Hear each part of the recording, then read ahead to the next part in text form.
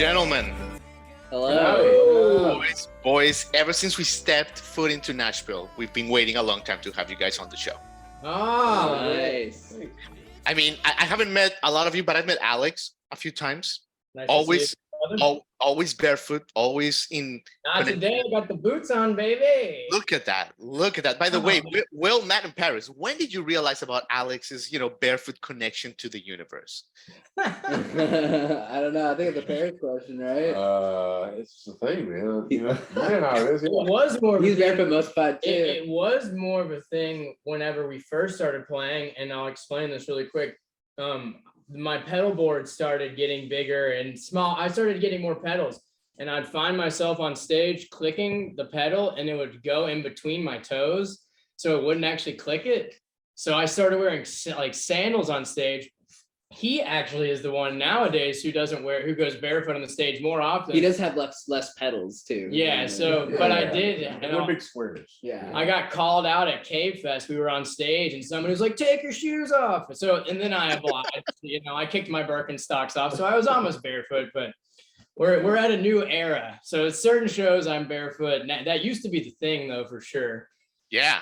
We thought you had a direct connection, a bluegrass connection to the underground, if you will. It was really, sure. yeah. I think it is rooted in that too. Yeah, it felt good to just feel the ground. Especially at first when you didn't worry about the pedal board as much, right? So because that was my. I mean, when I went, he's an Earth boy. I won't go off on it too much, but when I went to Belmont, I would go barefoot to class, and I'd be the only person walking around barefoot on campus and in class too. But it was just like, I don't know. I liked, feeling connected and walking through the grass on my way to class, and I don't know. Was that like helpful with the ladies, Alex? You know what I mean? Like, I don't know, maybe in Nashville it will, Not the ones that like feet. Yeah, right. No, I did not see any particular correlation to the barefootness and the ladies, but that's right an interesting question. I don't know. Maybe there was. Maybe there was. Already an amazing podcast, guys. But yeah, we have so many questions for you guys. Let me just dive in because we really love you guys. I mean, you guys are like some of the talk of the bluegrass world. I mean, Bluegrass Titans, I have to say, guys. I mean, opening up for the String Dusters. We've seen you guys play major venues, CBGB, the Brooklyn Bowl here, bunch of places. But let me ask you this, and Matt, let me start with you, Matt. Like, at the end of the day, is any of this important for you, the hype and kind of getting some buzz around town on the bluegrass world, or does it not matter? Well, honestly, I'm not really as much aware of it, I guess, because when you're saying all these things, I'm more like, oh, are we? I'm like, I don't really keep track. I'm more just kind of, continuing on to the next thing, whether it's a Sicard project or I'm working on my other side projects and stuff. It's just I just focus on the music as much as I can, and I don't really worry about what our where we're at right now. I just know where we are and how are we going to get to the next step through just creating a new thing. You're in it. Yeah, that's what at least I try to be. I think it's the best way to not overthink, because when you start thinking about all that kind of stuff, it gets overwhelming a little bit. So you got to kind of take a step back. Absolutely. And Alex, are you the type of guys that, that say, let's say you write down a song, and I don't know what your process is, but everything, that you've created already has become kind of like a thing. Like Sicard Hollow is like an institution. Say the lyrics to Secret of the Breeze or your first instrument in Alabama. Like, do you keep any of this stuff? Like, are you keeping like an archive, like a cave of Sicard Hollow, like mementos?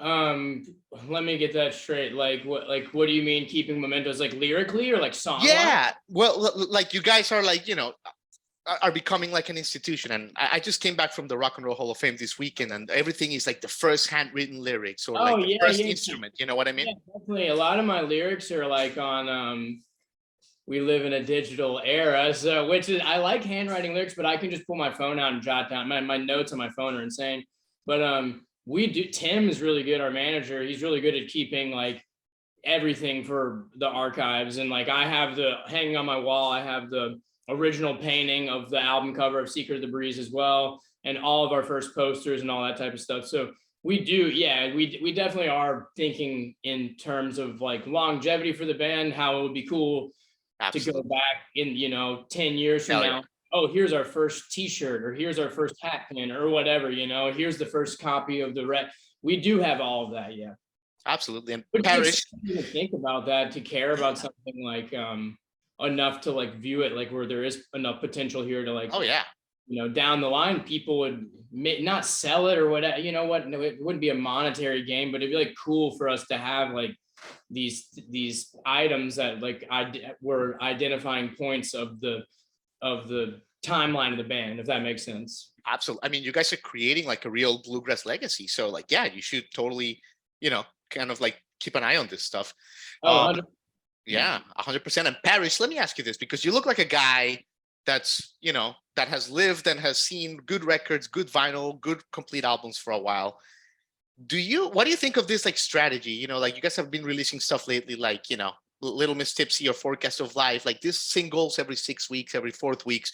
Do you like that approach, or did you prefer that like old school, like here's the album, guys, here's like something we have to tell,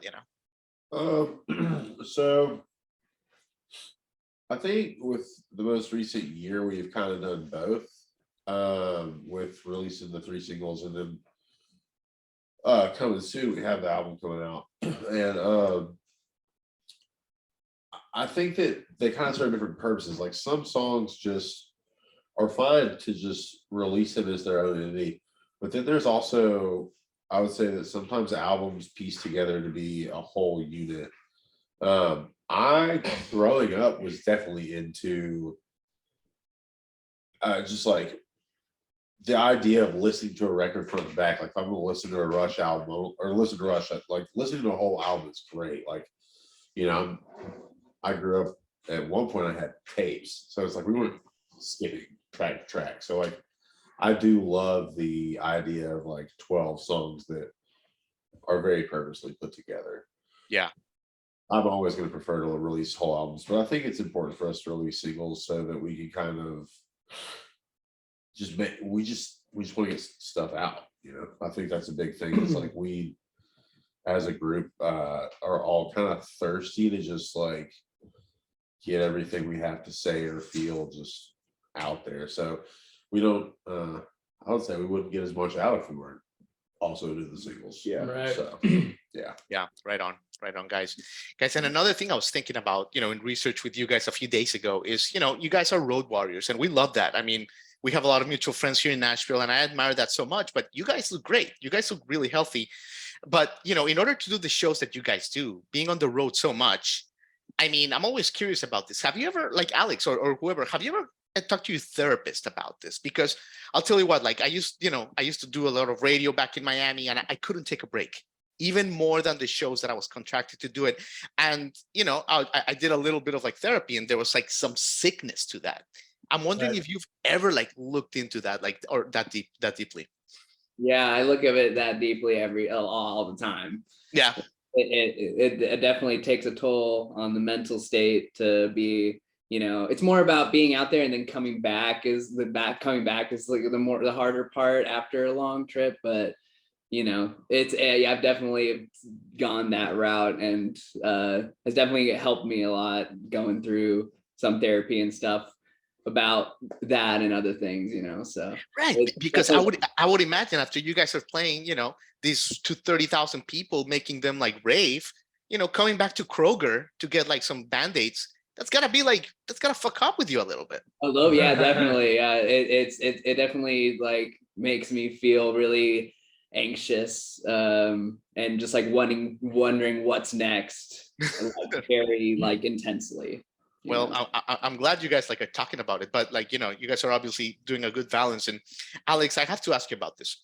You started playing guitar at 15, but it wasn't until later that you took it to another level.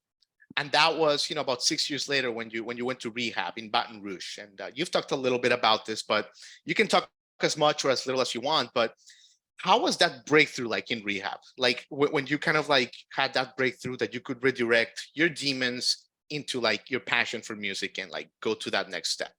Yeah, it was wild. It was insane, honestly, because I had completely given up guitar. I was never very good at it though, it was never my thing, except for partying and maybe taking it out occasionally. But I mean, I completely gave it up.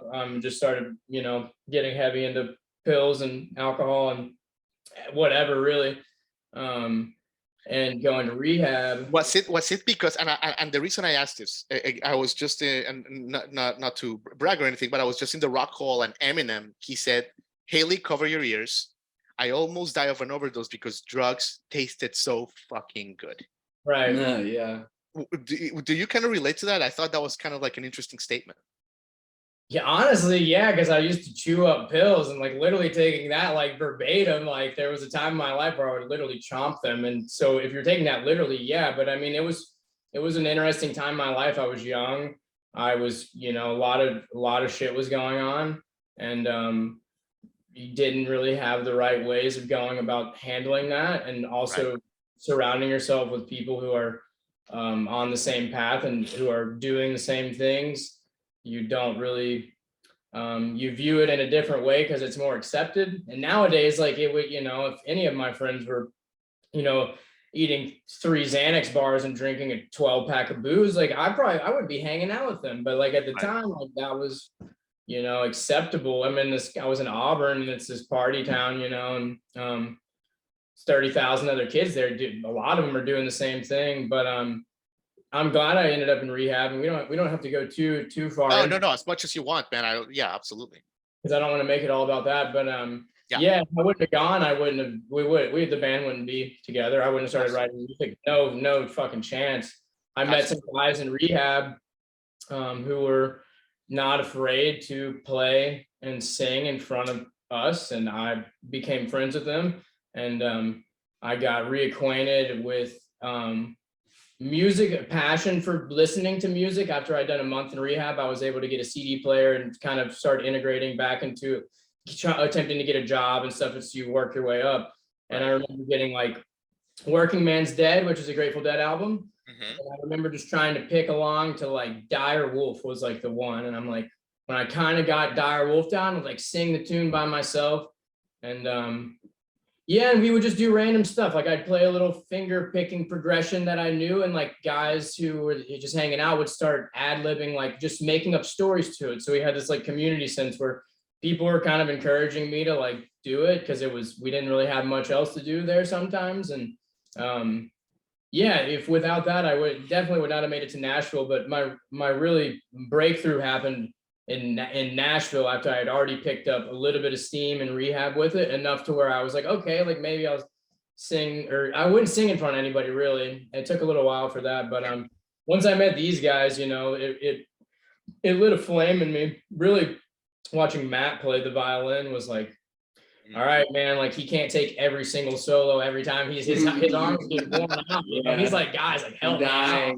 I love it, man. So then nose to the grindstone, you know, COVID hit, and like we had a lot of time on our hands, and I can speak for myself. I utilized it very appropriately, I think. You know, I played guitar for hours and hours and hours a day, 8 hours a day for a while. I treated it like a job, you know, woke up, set my alarm for 8 o'clock in the morning, got up, started flat picking, tried to get 4 hours in before taking a little break, and then jammed the whole, you know, by that point it's only noon in the afternoon. So like it was me utilizing my time, but it all did start in rehab, like getting the love for life back, like figuring out how to do anything without getting high out of my mind, you know. So that's great. Yeah, it was a beautiful time. Hindsight's 2020, and looking back, I'm like, I wouldn't change anything, but like in the moment I was like, why is this happening to me? But yeah, I wouldn't change anything. It's a very pivotal, monumental moment in my life. So absolutely, and thank you. You know, thanks for that. I did want to touch on it because I think it's a big part of your story, and people will listening can, you know, always remember that the comeback is always better than the setback. And you know, Sicard Hollow are a representation of this. You guys are in the Mount Rushmore of today's bluegrass titans, along with Billy Strings and Molly Tuttle, and you guys are somewhere in there in the you know, top 10, top 5, and you know, it's because you created light out of that darkness. So that's why I wanted to touch on that. So thank you for that, Alex. Yeah, and a lot of the tunes are like based upon that, you know. If you can, I don't like blatantly say, actually in some songs I do, like I'll mention things directly, but like yeah, a lot of it is directly related to that struggle. And I think people can parallel a lot of different things in their life with addiction, whether that's with substances or whatever it may be that you're struggling with, you know. Yeah, I think the words and the overall message can apply to a lot of aspects that just Absolutely. relate with that darkness, you know. Absolutely. Well, guys, you guys are being so good with your time, and there's a little rumor that you may play a song for us. But Will, let me leave you with this, Will, because we've been raving about your playing. When you play these long sets, you're playing, for all this, CBDB and opening up for string dusters and the whole thing, and maybe you screw up towards, I don't know, towards the song Refuge or whatever. Is that something that bothers you as you go into the next town? I remember hearing Tom Petty once saying that if he fucked up a note in Wildflowers, he would like almost like be depressed until the next show. Do you kind of relate to that? Oh, when the band first started, like if you would scrutinize, and we still scrutinize ourselves a whole lot. But man, now we play so many shows. If you mess one up, like I don't know, a wrong chord or a wrong note, it's no big deal. No Just big deal. keep on playing and remember, you're having fun up there. Right on. Right on, guys. Well, guys, thank you so much for your time. Is it true that you may play a little song for us? Is that the rumor? Yeah, I sure. think we can throw something together for you. Yeah. Amazing. Man, what an honor. The Let's day do it. is downhill from here. Perfect. Perfect. Yeah, we'll play you. We'll do one of the singles. We'll do one of the singles on the upcoming album, which is out November 11th. This one's called Forecast of Life. If your glass is half empty, you're drinking too fast. If your glass is half full, there's no thirst that will last. 'Cause it is what it is, and that's more of the same. You can't change the weather, but you can dance in the rain. You can choose to be happy, though it might be real hard. You can cry, bitch, and moan about your shitty handlebars. But once they are down, you're stuck here in the game. You can't change the weather, but you can dance in the rain. You can beat yourself up over things you have done. You can stand up to the man in your head with a gun who's held your mind hostage with a bill to your brain.